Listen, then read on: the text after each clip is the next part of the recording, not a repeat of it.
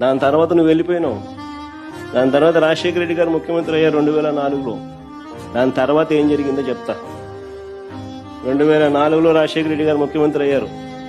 అయిన తర్వాత ORR phase 1, outer ring road phase 1 126 కిలోమీటర్లు started in 2006, completed in 2012.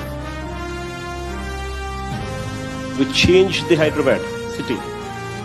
PV Narasimha Rao Expressway, 11.6 kilometers flyover, India's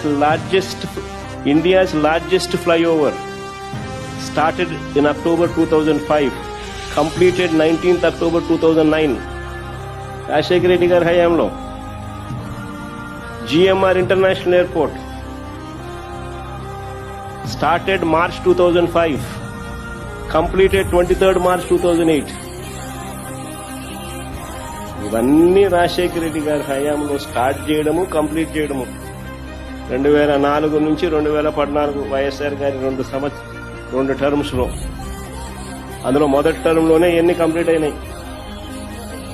ORR 1 2012 దాకా పోయింది, 2006లో start అయింది, 2012 దాకా పోయింది. PV Narasimha Rao express highway 11.6 kilometres flyover అయితే అక్టోబర్ 2005లో start, 2009 19th October complete. GMR international airport 2005 మార్చిలో start, 2008 మార్చిలో కంప్లీట్.